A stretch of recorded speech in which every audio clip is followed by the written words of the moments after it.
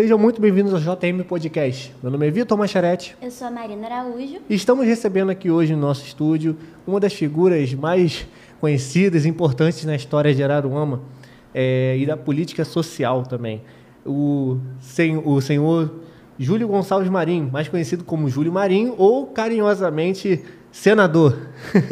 Um homem cuja a trajetória se confunde até mesmo com o próprio desenvolvimento da cidade. De trabalhador na lavoura, passando pelo turismo local, até se tornar uma das vozes mais ativas na Câmara Municipal de Araruama. Foram décadas e décadas de atuação pública e de amor pela sua terra natal. Bom, Júlio, seja bem-vindo. Obrigado, Vitor. Boa tarde. Obrigado, Marina.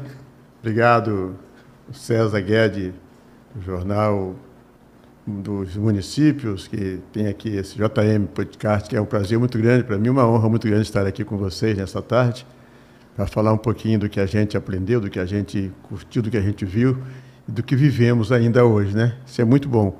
E a minha história é uma história já conhecida na cidade, onde passa um me chama de Julinho, outro me chama de Júlio, outro me chama de Júlio Marinho, sou eu mesmo. Não tem problema, sempre sou eu, não tem problema. E dizer que é um prazer muito grande estar aqui hoje com vocês, serem convidado, estar com vocês, é sempre um prazer estar, não só hoje, a hora que puder, eu estou aqui. Estarei aqui com vocês para contar um pouquinho do que a gente aprendeu, do que a gente viveu, do que a gente pôde fazer, realizar, por amor à nossa querida Araruama. Tá ótimo. Para a gente é um prazer enorme também receber o senhor. Obrigado. Para a gente começar, como é para o senhor olhar para trás e ver essa longa caminhada, desde Saudade até a política de Araruama? Então, Marina, a gente tem assim, quando eu falo na Saudade, eu falo com muita honra, muita galhardia, porque foi ali onde eu nasci, na Saudade, no 3º Distrito de Araruama, né, São Vicente. E ali eu tive a minha vida de infância, indo para a escola que era perto de casa, ainda com pouca idade, mas os vizinhos nos levavam, quando a mãe não podia. E aprendi ali com a minha primeira professora, Dona Irene, na época, na Saudade mesmo, o beabá, e fui aprendendo até ir a outras escolas, a outros colégios. Mas a minha vida foi uma vida de muita luta, diria eu, uma labuta das mais saudáveis e gostosas. Eu iniciei minha vida com 9 anos de idade na lavoura com a minha mãe, mas fiz ali, plantei muitos hortifrutis e muitas outras coisas que, na lavoura, muita gente não conhece o que é urucum, o que é baga. Eu batia baga, vendia baga, eu batia urucum, vendia urucum, né? Feijão, arroz, tomate naqueles córregos que corriam as águas, que hoje quase nem tem mais, hoje tem uns rios secando, na realidade. Mas naquela época era uma época muito fértil. E ali eu pude ir crescendo junto, trabalhei também fazendo farinha, né, engenho de farinha. Hoje conhece engenho de mandioca, né? Hoje, meus filhos, quando eu falo que o que é engenho de fazer farinha, eles dizem assim para mim, o que é isso? Eles não sabem o que é, que realmente não existe mais. E, por acaso, eu trabalhei muito fazendo farinha na roça com um engenho de farinha do ex-vereador Moisés Ramalho. Tem até uma escola aqui na Vila Cap, o nome dele. E Moisés Ramalho era aquele vereador da época, andava a cavalo, atendendo o povo ali. Bom, com tudo isso, eu fui convidado, mais um grupo de meninos, a vir para a Praia Seca, carroceria de um caminhão, para tirar sal das salinas. Muita gente não sabe que esse trabalho existiu. Não é um trabalho escravo, não. Hoje você não pode fazer mais isso, né? Porque agora essa idade não permite. Mas já com 13 anos de idade eu já estava tirando sal. Mas não fiquei muito tempo não, porque era muito pesado, era muito árduo, aquele sal muito salgado, era muito ruim. Aquilo dava uma sede, uma fome que a gente... E fiquei um pouco tempo ali e voltei para a lavoura, lá para cima com a minha família. Plantei muito algodão, colhi muito algodão, coisa linda era aquela plantação de algodão. E de lá eu vim para o Parque Hotel de Araruama aos 16 anos de idade. Vim para a Copa do Parque Hotel. Mas eu sempre fui muito saliente, muito evoluído. E da Copa eu pude, então, ser convidado por seu Renato Sertini e Mário Buscema, que era o dono gerente do Parque Hotel, para eu ir para o salão ajudar a ser garçom, chamavam de comim. E dali do garçom, de comim, eu fui para a portaria, de portaria eu fui para a recepção, onde reservava e recebia os hóspedes do Parque Hotel, até 1966. Em 1966, eu fui convidado por um grupo de pessoas da Frumitur, que era hoje a Tours Rio, a ir administrar o camping, onde é hoje o Borboletário. E foi difícil para sair, porque ali, vivendo, o Renato Sertini, muito nervoso, você não pode sair, você vai me quebrar a perna, vai me quebrar o braço, eu ia ali, mas eu acabei indo para a Frumitur, para gerenciar o camping. Logo em seguida, o camping passou para o Camping Clube do Brasil, em 1967, e eu continuei como gerente do Camping Clube do Brasil até 2013. Foram 49 anos ali. Passei por momentos difíceis, porque era muita gente, uma época difícil, não tinha água, você tinha que buscar água lá em Rio Bonito no caminhão, buscar água lá na Serra no caminhão para abastecer, e chegamos a ter um movimento ali inacreditável. Nós tivemos que ter ali naquele campo 403 barracas, em média de 3 cada barraca. Porque tinha barraca de 5, tinha barraca de 6, quando tinha barraca pequena de 2 pessoas, eram, né? Fazia uma média ali, para você ter ideia, 403 em média de 3. Então era um negócio assim muito grande. E eu administrei aquilo até onde deu ali, fomos nós, reformamos aquela área, conhecemos ali muitos políticos, muitas autoridades, cantores, atores, enfim, autores e tal. E nós continuamos a chegar até aonde deu ali. Mas em 1969, me convidaram para ser presidente de um clube do Rio do Limão, onde eu moro hoje. Rio do Limão Futebol Clube. E criamos o Rio do Limão Futebol Clube. Eu sempre fui muito afoito, comprei bambu, comprei arame, comprei moeirão e cerquei o campo que eu tinha que, de 69, disputar o campeonato, mas aí tinha que ter cercado. E eu fiz aquilo ali no peito, comprando bambu em São Vicente, comprando moeirão em São Vicente, e a turma dizia, você vai cercar? Eu falei, rapaz, já estou cercando, eu já estou cercando, não vou cercar não. E disputamos o campeonato. O presidente da Liga, na época, era uma pessoa muito nossa, morreu recentemente, Guido Lenglube Salgado, pessoa política também, foi chefe de gabinete do doutor Renato, foi vice-prefeito aqui em Araruama, uma pessoa muito da política. E isso me trouxe da política. Ali me enxergaram como político, que eu nem pensava no futebol e no camping. Era só isso na minha família, né? E ali me viram e começaram a me correr em cima, para me filiar ao MDB. Na época era MDB e Arena, ali foi um caso sério, porque era um do lado, outro do outro, mas todo amigo, todo mundo junto. E eu me filiei ao MDB. Foi um caso sério, foi um transtorno. Altevi Barreto foi lá no camping para eu assinar um livro do MDB, e aí foi um transtorno. Mas já estava assinado, fiquei. Aí um dia a Fran Valadares passa lá e me chama na cerca, assim, menino, eu vou ser prefeito dessa cidade e vou lançar você um vereador, que eu quero um vereador moreninho. Eu falei, fora disso, não estou aí não. Não estou aí não. Aí, faltava ele. Você vai ser o meu, eu quero um vereador moreninho. Então, Fran, vem para cá que eu te ajudo aí, mas não quero saber disso não. Um belo dia, eu acabei tirando meu título eleitor, que eu não tinha ainda, e realmente, em 72, me lançaram candidato a vereador. Uma época muito diferente dos dias de hoje.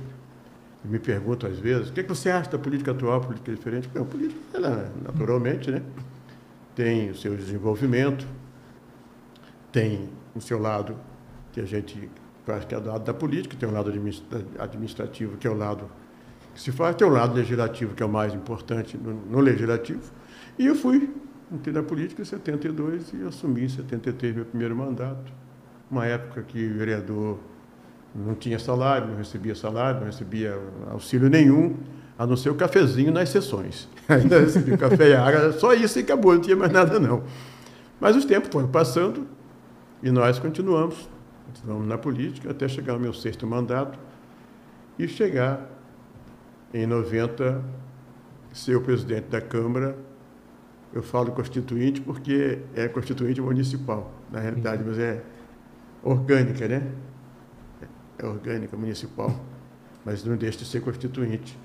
Quando nós elaboramos a Lei Orgânica Municipal, que foi um marco da minha história, entre outras leis e atitudes que nós tomamos juntos, né? Não foi sozinho, mas criei uma grande comissão para a elaboração da Lei Orgânica, que é hoje a Constituição Municipal. Muita gente quase não conhece, ou não quer conhecer, outros não dão muita atenção, outros às vezes reclamam, mas não sabem que está ali os seus direitos também, de reclamar, de requerer, né?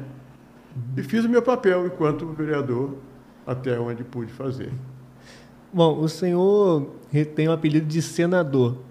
Esse apelido, ele vem de espontâneo, do povo, ou veio dentro da política? Não, mas eu acho até que mais da política, porque depois saiu para o povo, na realidade. Porque, pela minha atuação como vereador, eu sempre fui muito autêntico, eu fui muito dinâmico, eu fui muito parceiro. Eu sempre que alguém me pedia uma orientação, eu sempre estive pronto a orientar. Sabe, alguém me pedia onde é que está, o que está, onde é que está, eu sempre fiz isso. Na Câmara mesmo, tem muitos vereadores lá, que na época, André Mônica, Chico Pintado, e outros vereadores que me pediam onde é que está, onde está. E aí comecei, o de Paulo, perguntavam muito, e eu sempre dava dicas para ele onde é que estava. Na Lei Orgânica, às vezes nós íamos buscar um dos grandes mestres de direito, que é Eli Lopes Meirelles. Eu sempre falo que o vereador e o político quiser saber um pouquinho do que é administração pública e conhecer o que é legislar, ele busca um livro chamado Eli Lopes Meirelles.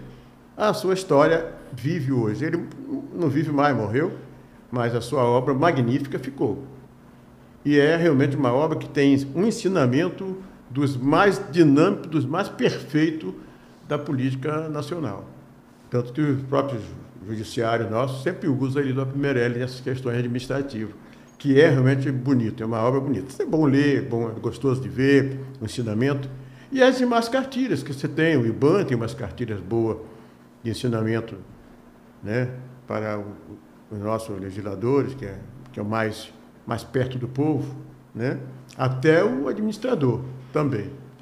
E isso nos dá a convicção de que, por esse motivo, começaram a me chamar, porque o Júlio sabe, porque o Júlio sabe, que o Júlio sabe, chama o Júlio que o Júlio sabe, chama o Júlio que o Júlio sabe e tal. E aí me passaram, então, a me colocar o apelido de senador, mas foi mais na política mesmo. E isso ficou, pegou, mas é o que eu falei, onde eu passo me chama de vereador, outro me chama de senador, outro me chama de Júlio, outro me chama de Julinho, outro me chama de Júlio Marinho, outro me chama de careca, que sou eu mesmo. E eu gosto da política, porque a política é essa política que eu aprendi, essa política sadia de conviver, de conversar, de orientar, de dizer, né? De calentar até. Muitas vezes você é uma pessoa meio agitada e você tem que trazer para perto para conversar, para calentar, porque não é esse o modo. Mas cada um tem seu jeito de agir e eu respeito a posição de cada um, às vezes até discordando um pouco do momento político que a gente vive, mas eu não posso coadunar com os erros, com os acertos. Eu sempre bati palma e vou bater sempre. Mas sou uma pessoa assim, eu gosto muito de ver as coisas retas, as coisas nos devidos lugares. Gosto muito de gente, sabe? Gosto de gente, eu gosto de conversar, eu gosto de orientar as pessoas, gosto de estar perto das pessoas. A coisa que me faz bem é estar podendo ajudar alguém. Isso é muito bom para mim. Bom, antes de chegar à política, a história do Júlio começa justamente na zona rural. Sim. Com uma infância de trabalho e superação, né? Aos 9 anos, como o senhor bem disse, já começou a trabalhar na lavoura e muito cedo teve contato com o esforço coletivo, né, de quem faz a cidade realmente acontecer. Pegando nesse ponto, como era a sua rotina na lavoura quando tinha 9 anos? Que tipo de trabalho o senhor fazia exatamente? Eu fazia, com 9 anos de idade, eu capinava de enxada, plantava milho, plantava aipim, mandioca, para fazer farinha, plantava arroz, tomate, colhia, né? Plantava amendoim, enfim, aquela lavoura daquela época, ela tinha tudo, ela dava tudo. E a gente plantava, fazia aqueles canteiros, iam plantando pedaços de cada coisa, né? E ali a gente colhia Plantava feijão, colhia feijão, vendia feijão no mercado. Na época não era no mercado, tinha uns armazéns pequenos, nós chamavam de venda, era uma birosca mesmo. E estudava, era o nosso pão de cada dia, nosso sustento, né? Nosso sustento. E também colhi muitas goiabas. Naquela época, na Saudade, tinha muita goiaba, muita. E a gente colhia muito goiaba para vender. Os caminhões iam buscar goiaba para fazer goiabada. Eu não sei nem como é que é feito hoje. Eu vejo um carocinho de goiaba e uma goiabada, mas nem sei se é de goiaba de verdade. Mas naquela época era. Então, era sempre esse trabalho que nós fazíamos junto ali, na lavoura, e era muito, muito, muito gostoso. Eu me orgulho de dizer que aos 9 anos de idade, pena que a gente não tem toda essa trajetória para mostrar, registrado, é uma pena, porque para mim seria muito bom. Naquela época não tinha como registrar, não tinha nem máquina, não tinha nada, né? Quanto mais telefone. Mas era muito bom. E dali vim fazer farinha na casa de farinha, ficava até de noite, até 10 da noite, às vezes, ali, fazendo farinha, rodando o rodeio, depois no engenho do seu Moisés Ramalho. E ali a gente tinha nosso pão de cada dia. Também tinha algumas cabritinhas no pasto, amarrado, a gente tirava leite para tomar o leite de cabrita. e era a nossa vida na lavoura. Mas a minha família inteira não era só Júlio Marino, era a minha família inteira ali na Saudade. Tem poucos hoje, quase todos já não estão mais aqui. Ainda tem pouco, na Saudade, muito pouco. Tem alguns mais em Monteiro, que é perto também. Mas lavoura mesmo já não tem mais, já acabou, já muitos anos já se foi, né? Até eu chegar aqui, no Parque Hotel, para continuar estudando no Edmundo Silva, depois na maçonaria, né? Estudei muito na maçonaria quando eu era aqui embaixo, perto da loteria esportiva no mercado aqui, na frente da igreja, Coronel Macedo Soares.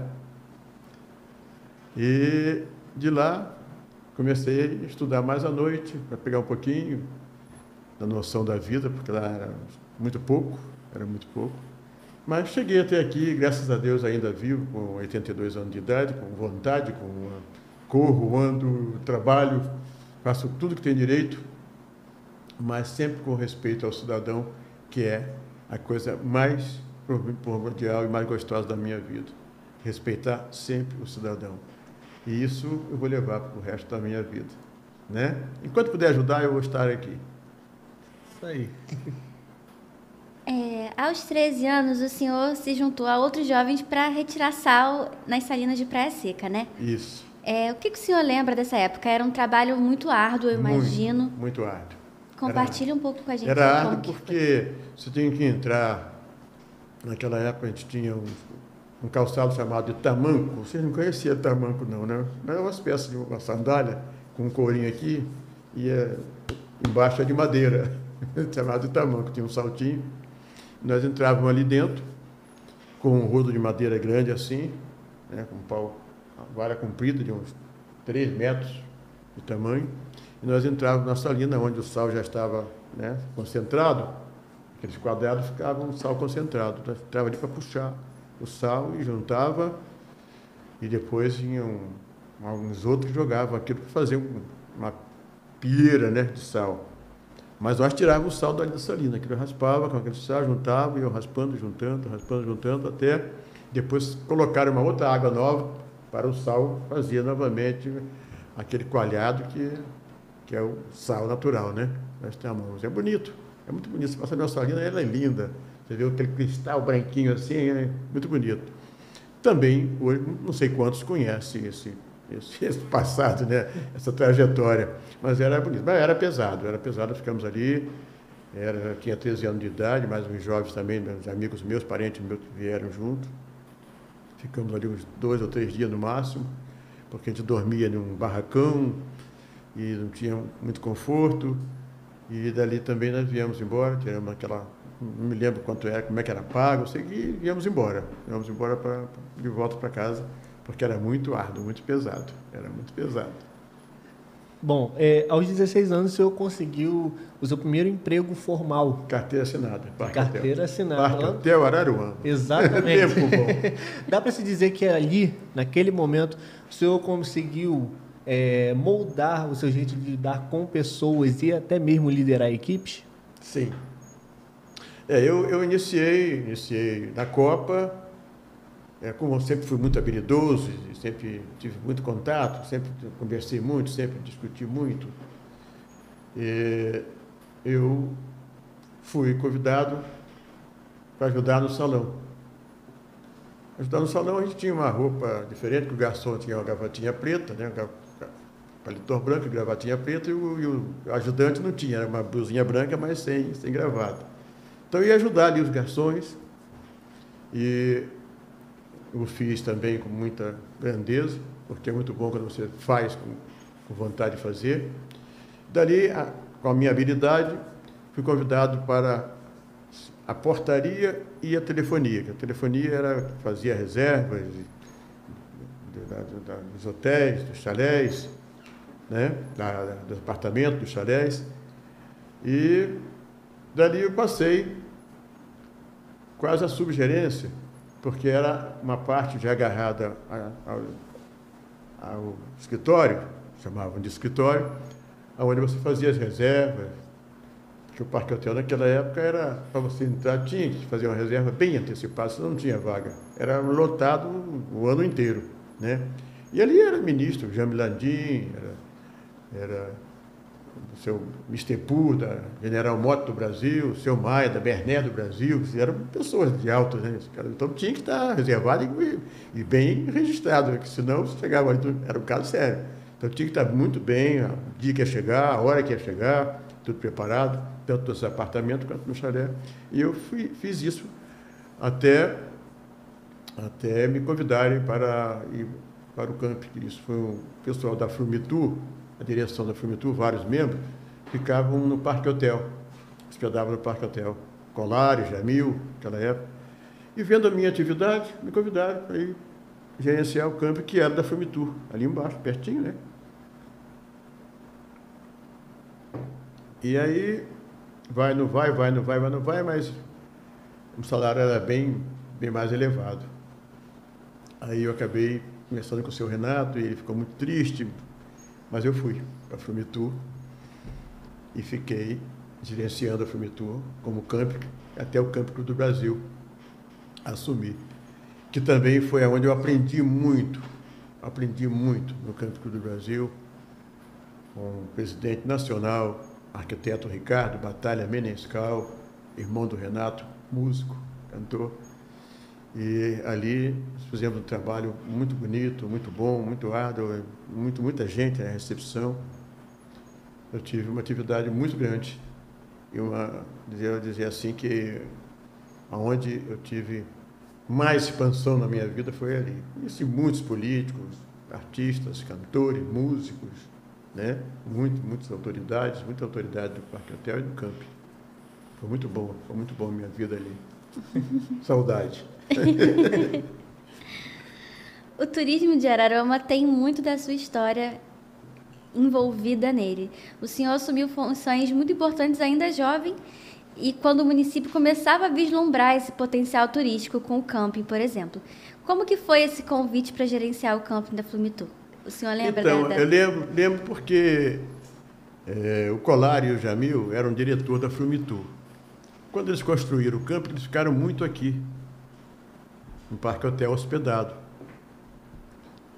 E eles estavam sempre acompanhando as minhas atividades ali, né, tanto enquanto recepcionista, porteiro, né, subgerente dessa área de reserva das pessoas. Então, eles sempre ficavam... Eu não sabia que eles estavam, né, de olho, mas eles estavam vendo. Ali me chamaram lá, ia conversar comigo.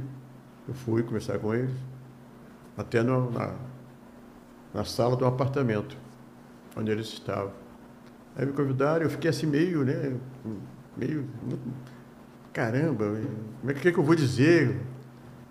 Mas eles me disseram quanto é que eu ia ganhar, aquele negócio todo, queria que eu fosse para lá para administrar. Mostrou o que é, fomos lá para eu conhecer o campo, fui lá, visitei, era pertinho, pegado, só atravessar a rua. E eu acabei indo gerenciar o campo através de Jamil e Colares, que era o diretor da Frumitur na época. E ali nós fizemos um trabalho junto com a Frumitur, prestava conta de todo o pessoal do acampamento, que recebia, tanto da cantina quanto do acampamento, até o Campo Cruz do Brasil encampar. Na época, o diretor da Frumitur era foi prefeito de Cabo Frio e era amigo do Dr. Ricardo Menescal. Omar Fontoura, o nome dele, era de Cabo Frio, era presidente da Frumitur. Aí me chamaram para ir lá na Frumitur, Ricardo Menescal, e disse que eu ia continuar com ele no Campo Cruz do Brasil. Isso foi em 1967. Julho de 67 eu assinei minha carteira no Campo Cruz do Brasil. E o senhor assinou como guarda-camping, Guarda-camping. Né? Na época era guarda-camping.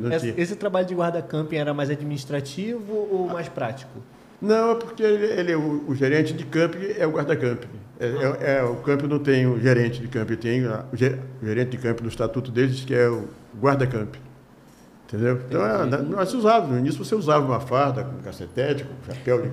Eu tenho essas fotografias, minha filha tem guardada lá, a Simone ela guardou essa fotografia na portaria, o próprio campo que eu gostava muito de colocar, e botaram no Jornal do Brasil, mandaram para mim, tinha um diretor do Jornal do Brasil que acampava lá também, mandou para mim o jornal, com aquela cacetete, aquelas coisas todas, e isso foi depois aprimorando.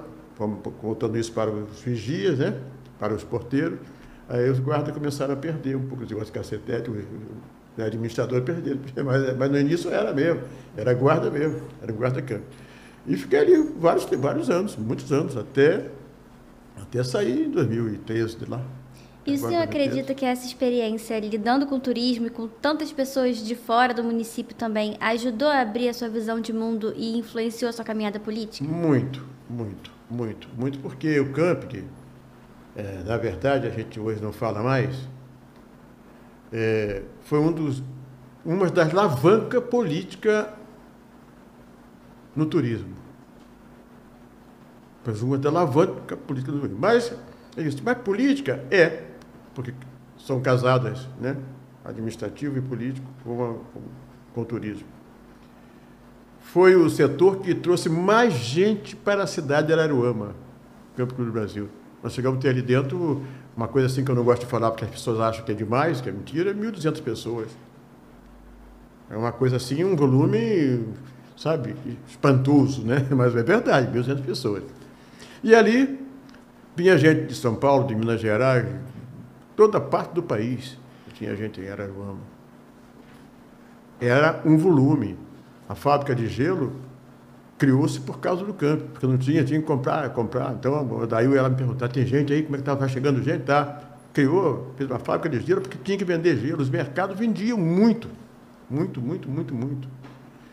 E tem pessoas aqui hoje que conheceram o campo de Araruama, em Cabo Frio, em São Pedro, em Iguaba. Em Iguaba nós temos uma família que acampava aqui, que foi até procuradora, doutora Maria Olenca, esposa de Seridônio. Teve pessoas que montaram um comércio aqui, de depósito de bebidas e outras coisas, que eram do camping. Compraram casas aqui. Então, a cidade cresceu muito com o camping. Houve um conhecimento, E eu diria a cidade, não, a nossa região cresceu muito com o camping. O camping trouxe muita gente de fora para ser conhecido. Uma época muito boa, uma época que tinha, né? Tanto assim que tivemos que fazer um outro camping aqui no Ponto Leite. Nós tivemos uma área grande. O camping comprou uma área aqui no Ponto Leite, muito grande. Construiu um novo camping, porque não dava mais. Não tinha mais como acomodar. Para você ter ideia, nós tivemos que alugar o Campo do União. Não sei se vocês conhecem ali embaixo do Campo do União, na Rua Hondura, no Parque Hotel, para botar o excesso de pessoas que não cabiam mais no camping. Lá dentro. Caramba. Botamos um vigia lá dentro para vigiar as pessoas. E as pessoas foram acampar lá. E vinham tomar banho, vinham tomar café e almoçar cá em cima no camping, né? na sede do camping. Mas tivemos que fazer isso, porque era um volume muito grande de pessoas que veio para Araruama. Então, o turismo tem muito com o camping E eu diria até que deve muito ao campo, porque realmente era muito ligado ao TV. Barreto dizia para mim: como é que você aguenta? Como é que você aguenta isso aí? Vamos matar você. Calma, Major, não vou matar não. Júlio, um ponto engraçado, né? Um ponto de virada na sua vida foi a criação de um clube de futebol no Rio do Limão. Rio do Limão, O senhor acabou, né, a partir da criação desse clube, acabou atraindo olhares para a parte política aqui na cidade. Como foi o convite para poder criar esse clube de futebol? Qual foi a motivação que você teve naquele momento? Eu jogava umas peladinhas e um dia daquele eu fui jogar uma pelada no Rio do Limão. E o Paulo e o César, que é também Gonçalves Marinho, que até tem o nome da minha rua, chegou e me chamou e disse assim: você precisa ajudar a gente aqui, nós precisamos de criar um clube de futebol aqui, registrar. Era uma pelada que tinha ali. Eu falei: não, mas eu não tenho tempo para isso não, estou muito ocupado. Não, mas dá tempo sim. E aí apareceu um rapaz que era garçom, trabalhava em Cabo Frio, mas morava ali perto do campo, José Vitor Rufino, e disse assim: aqui, eu te ajudo, você vier presidente, você é seu secretário, e põe um outro como presidente, Paulo como vice-presidente aí e tal. Eu falei: não, então vamos fazer o seguinte, põe Paulo como presidente e você o vice. Aí aceitaram, Paulo como presidente, eu fui o vice. Não sei que arrumaram um cambalacho rapidinho lá, que em 1 mês e meio já era presidente. Era o que eles precisavam, que eu fosse vice, para fazer o cambalacho, para eu ser o presidente. E eu fui o presidente do clube. Entrei para dentro do Rio do Limão. Era uma área muito ruim, um lugar de barro, Tabatinga, e eu peguei a garotada dali, vamos para lá, vamos capinar, vamos rampar, dava mariola para a turminha, vamos para lá, vamos para cá, e vamos capinar, arrancávamos e começamos, então, criamos o clube de futebol. Aí eu fiz o clube de futebol funcionar. Registrei, fiz estatuto, tudo direitinho, tudo da maquininha do Júlio Marinho. Catando milho para fazer os estatutos, fizemos a ata direitinho. E aí apareceu as pessoas de perto, o doutor Odi Spitz, o Luiz Spitz, que era filho do doutor Odi, todo mundo ali perto, o Odi Pinto, que também já era vereador na época, Geraldo, esse pessoal que eu falei para você, o Russo, aí Dionísio, e uma turma, arrumamos ali um grupo grande de pessoas, fizemos uma sociedade, aí vamos fazer, vamos cercar o campo, e vamos...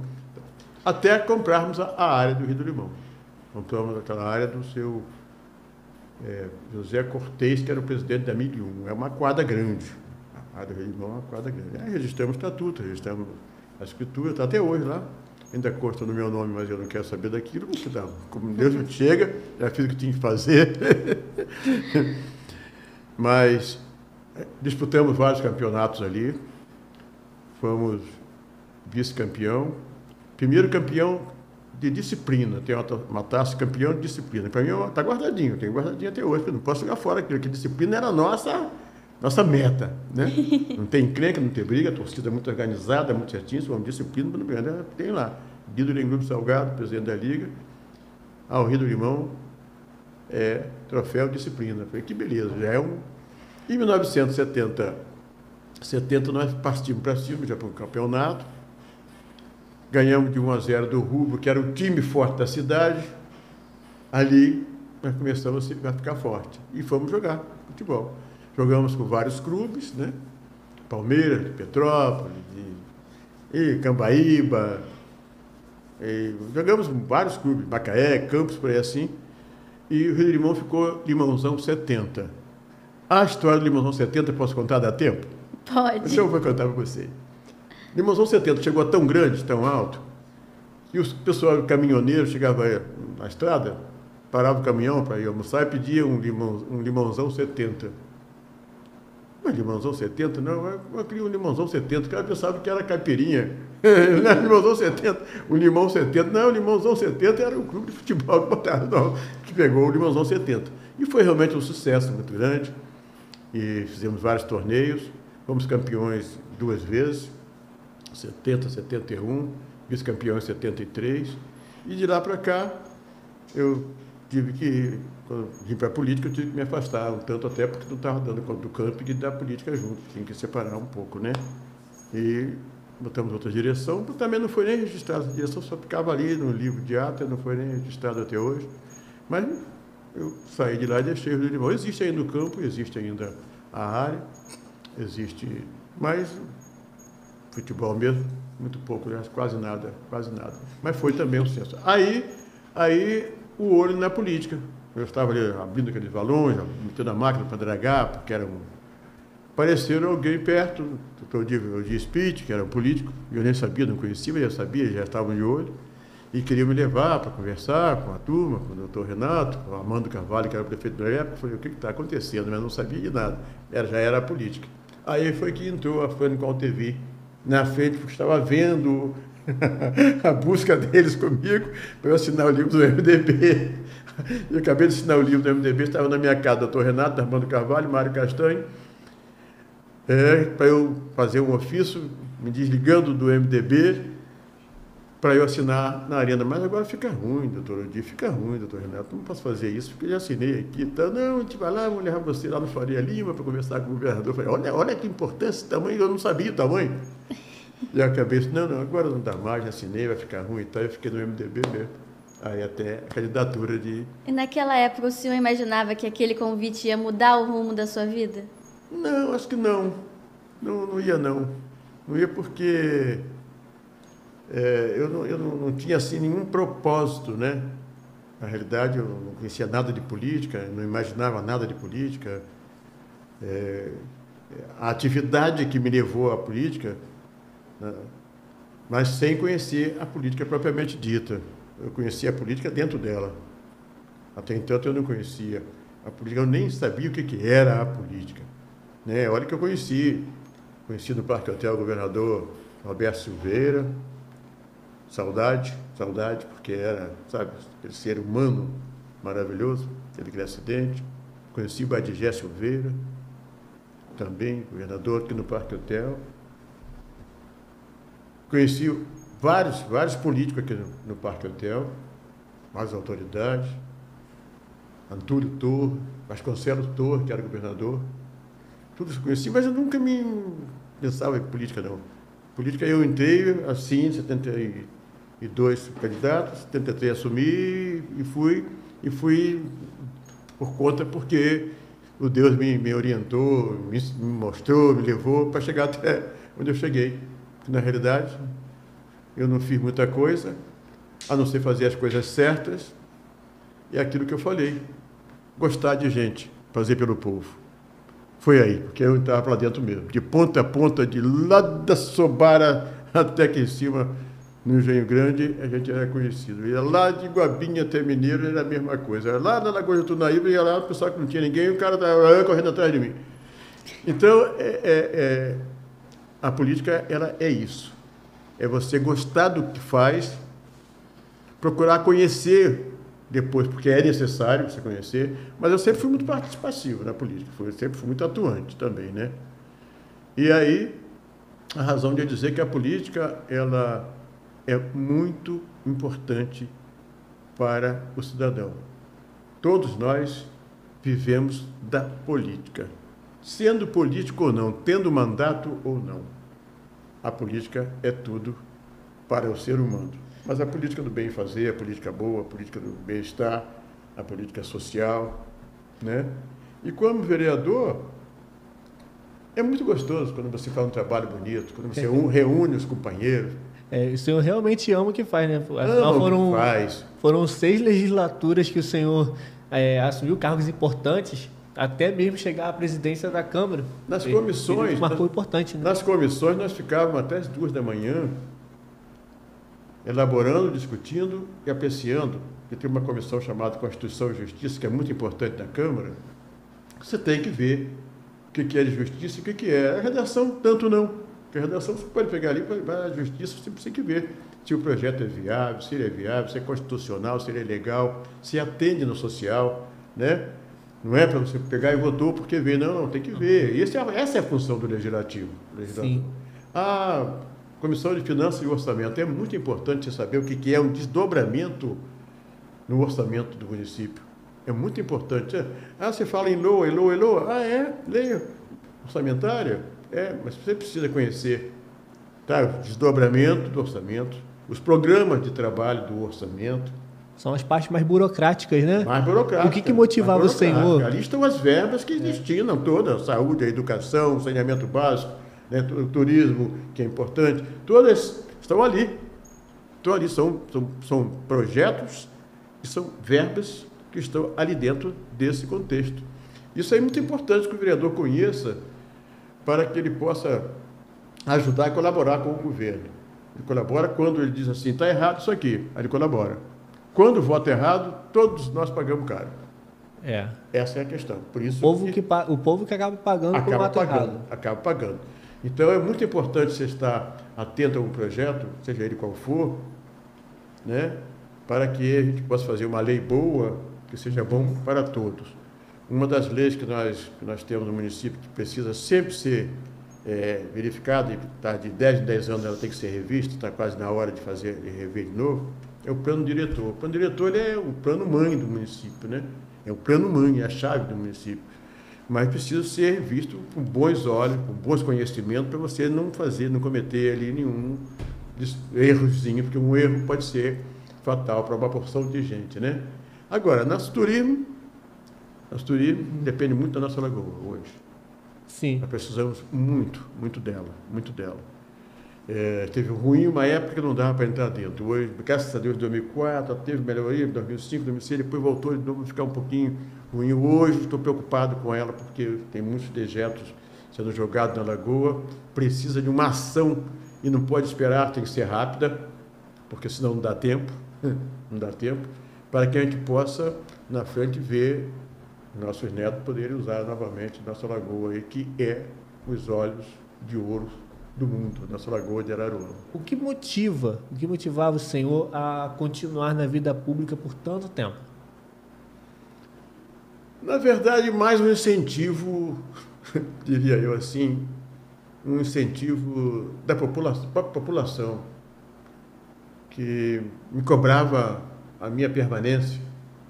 Teve um momento que eu disse, não, eu vou parar um pouquinho aqui, eu vou cuidar da minha vida aqui fora, eu preciso cuidar. Não, mas os próprios amigos chegavam e partiam, você não pode sair, porque tem que ficar, você não pode ficar, tem que ficar. E quando eu percebia, ou não percebia, já estava dentro de novo. É uma corrente, tinha uma corrente. Eu não sei se hoje, uma porção, no contexto nacional, diria eu, na Câmara Federal, nas Assembleias Legislativas e nas câmaras municipais, tem aquele mesmo sentimento, né, que a gente pode dizer assim, eu não diria do todo, mas de grande parte, que gosta de fazer o que a gente fez, o que nós fizemos. Eu digo nós porque tivemos vários pares na Câmara muito bons, muita vontade. E a gente não tinha assim, nenhuma ambição. Nunca trocamos assim, o nosso mandato, eu nunca troquei meu mandato por cargo nenhum. Eu tenho filhos, são do município, funcionários do município, concursados. E eu nunca troquei meu mandato para dizer assim, que indica meu filho para um cargo comissionado, para incorporar salário. Não tenho. Meus dois filhos trabalham no município, são efetivos no município, outro no município no estado, mas eu nunca fiz. Então, meus mandatos todos foram por amor à causa mesmo. E, às vezes, que eles me chamavam, vamos junto, os próprios políticos achavam que eu não podia sair, que eu tinha que estar junto, porque é uma corrente mais de grupo, né? Uma corrente de grupo. E você acaba quase não podendo sair muito. Não, você tem que ficar, você tem que continuar aqui, porque você vai fazer parte disso aqui, vai fazer parte daquilo ali, junto, aqui e tal, e você vai ficando. E eu, quando dei conta, já estava realmente no 6º mandato, e foi assim. Foi assim, não tive assim nenhum outro propósito. Me lançaram a prefeito, eu não quis ser. Me lançaram a deputado estadual, eu não quis ser. Lançaram a deputado federal, eu não quis ser. Até senador Henrique Bradari me deu uma vaga para senador. Na época ninguém queria, e lançaram aquele professor Darcy Ribeiro, porque também não queria ele, e foi o senador da época. Mas a verdade é que a gente tinha um propósito de ajudar o município. Ajudar o município. Por que você não quis, Júlio, ser candidato a deputado estadual numa época que estava bem da política, numa época que você estava no auge da política? Porque eu sabia que eu ia dividir. E eu sempre quis somar. Eu sempre quis fazer Araruama um deputado estadual, um deputado federal. Senador não, porque eu sei que é pouco. Né? Nossa, disputar hoje uma cadeira de senador em Araruama com Niterói, com o Rio de Janeiro, já é uma loucura, uma doideira. Mas, deputado estadual, me lançaram, eu não quis, porque senão vamos somar aqui. Vamos somar com o João Romano. Vamos somar com o Pedro Bragança. Por que você não quis ser o candidato a prefeito da época? O Altevi me lançou o candidato, eu disse, não posso ser. Porque o Altevi saindo, quem tinha que assumir seria o vice, naquela época não tinha reeleição. Eu fui buscar com o Marco Heron em São Vicente Betinho para ser o vice de Altevi naquela época, em 88. Então me lançaram, a Câmara me lançou. A Câmara me lançou, Gentil Marim abriu a mão de ser o vice, meu vice na época. Eu disse, não, eu não posso ser candidato, porque senão eu estou traindo o Betinho, porque fui eu que fui buscar o Betinho para ser o vice de Altevi. Como não tinha reeleição, a vaga era dele, do vice, né? Não tinha. Aí eu abri mão. Mas só Júlio abre mão. Eu falei, não, mas não é, eu estou abrindo mão, mas dentro de uma legalidade. Eu não vou magoar uma pessoa que eu trouxe para cá. Então, abri mão, abdiquei desses cargos, mas dentro de uma ética, dentro de uma linha, nunca tive essa ambição de ser. Tive mais a ambição de trabalhar pelo meu povo. E cumprir com dignidade, discutir o que era certo, orientar, quando eu vi alguns erros, eu sempre fiz isso. Eu orientei. Teve alguém até que não gostou muito, que eu orientei, isso aqui está errado. Não faz que está errado. Mas não faz que está errado. Eu gosto do certo. E é a minha função, e vou fazer isso, vou levar isso comigo até meu último dia de vida, enquanto estiver aqui. Ser correto comigo, com meus amigos, com a minha família, é o meu dever. Qual o senhor considera que tenha sido o maior desafio enquanto vereador e especialmente enquanto presidente da Câmara?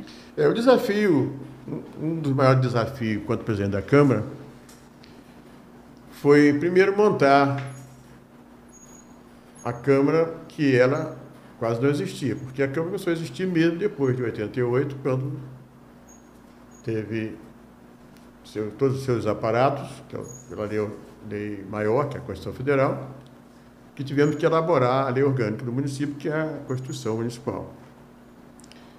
E tive também que fazer um ajuste, né, dentro da Câmara, porque a Câmara ela tinha poucos funcionários e assim, quase nada.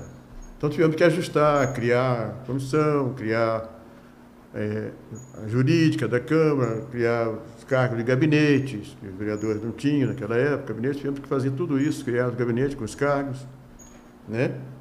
Criar as comissões, elaborar a lei orgânica junto com um grupo de distribuição, né, que fizemos de várias caixinhas com cédula para receber orientações, sugestões das pessoas, formar a grande comissão de elaboração da lei orgânica. E depois disso, da promulgação, tivemos que ir para o regimento interno da Câmara, que também tem uma história muito bonita, o regimento interno nosso, que foi até modelo para outros lugares, como Volta Redonda e Petrópolis, pediu nosso regimento para ser o modelo deles. Também, então foi um desafio dos mais, eu diria, não diria nos mais árduos, mais dinâmicos, né, da política, na realidade. Foi um momento assim, de muito trabalho, de muita dedicação, de muito cuidado, né, buscando as informações, de muita integração com os outros municípios. Nós fazíamos reunião com o Francisco de Assis, que era o presidente da Câmara de Arraial do Cabo, fazia reunião com o Jânio Mendes, que era o presidente da Câmara de Cabo Frio, Carlindo Filho, que foi prefeito de São Pedro da Aldeia, que era o presidente da Câmara de São Pedro, fazia aqui com o Amorim de Saquarema e com o Dudu em Maricá.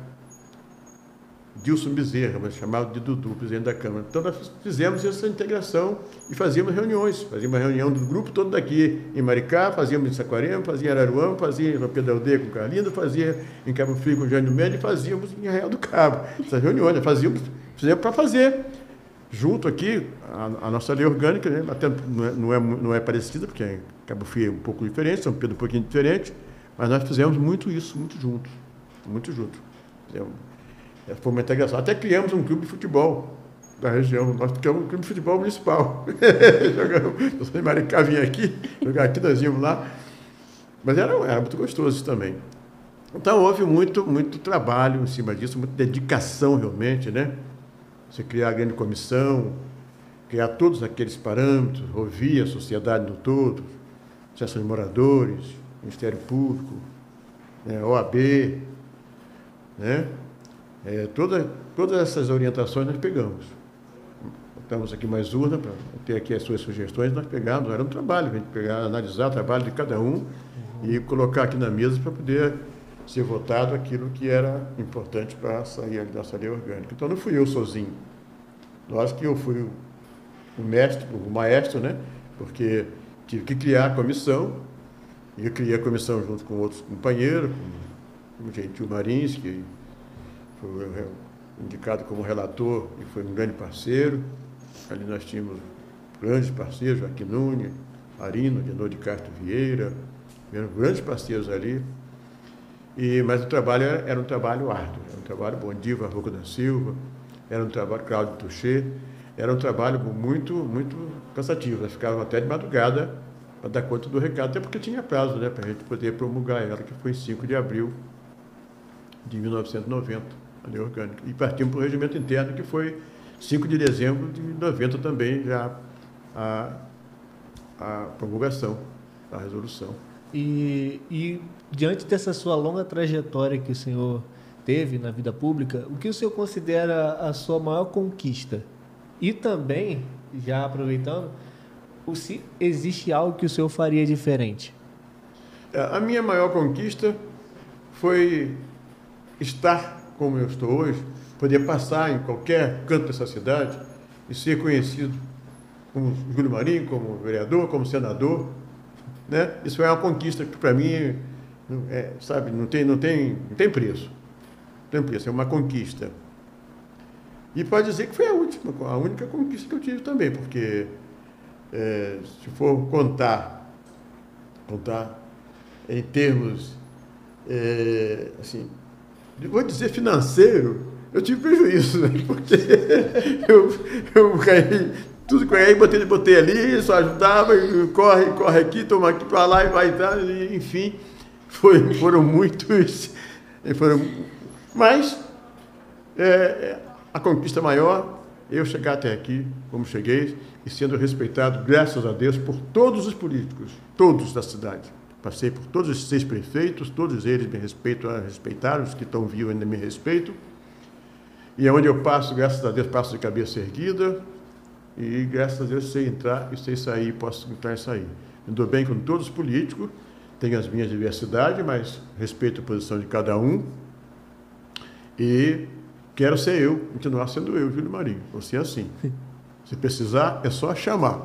E o senhor faria algo diferente durante essa trajetória? Agora, não faria algo diferente, não.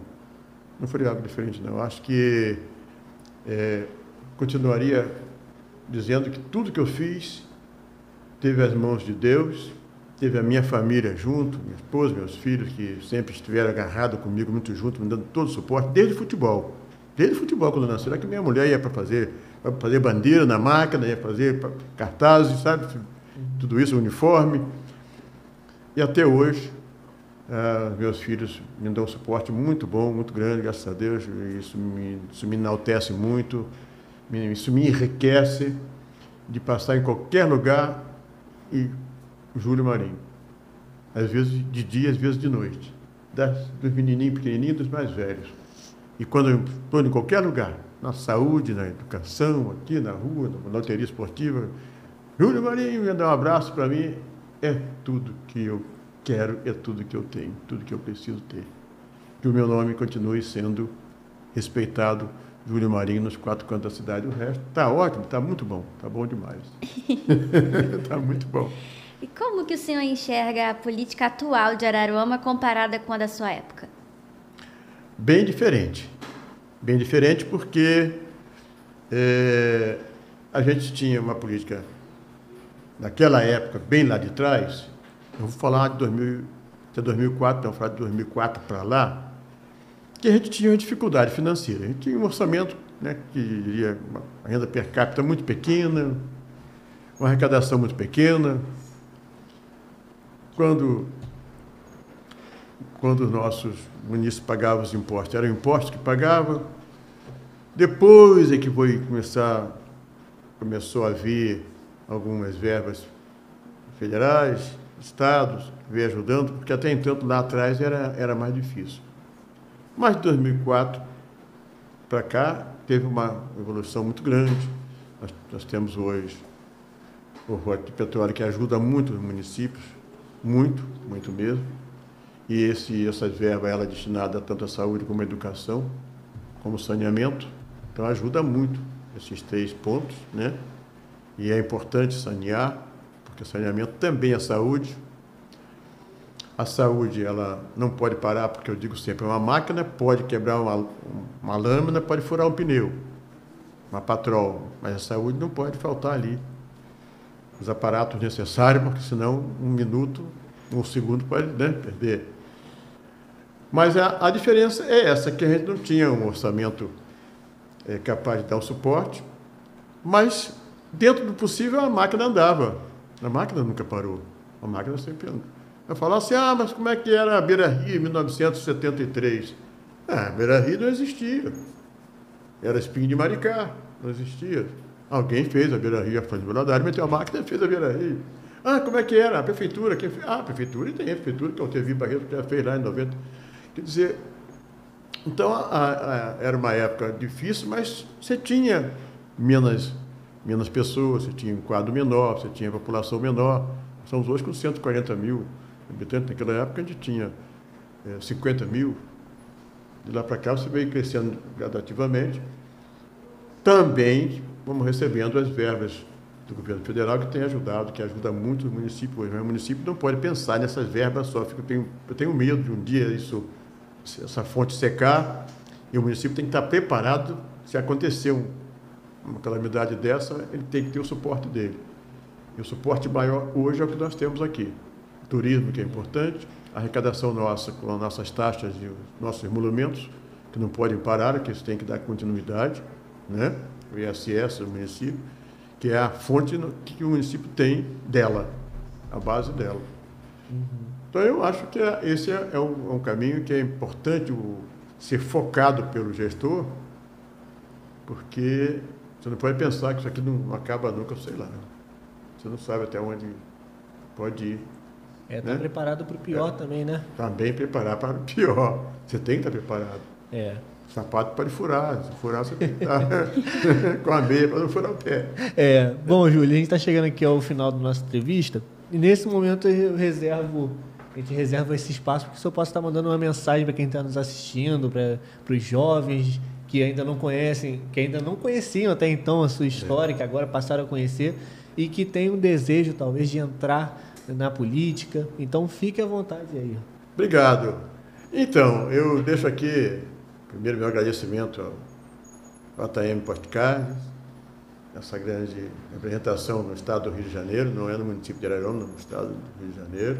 Agradecendo a vocês, aqui o nosso diretor, César Guedes, e a todos os ouvintes que nos ouviram aqui. Muito obrigado por perder um tempinho nos ouvindo.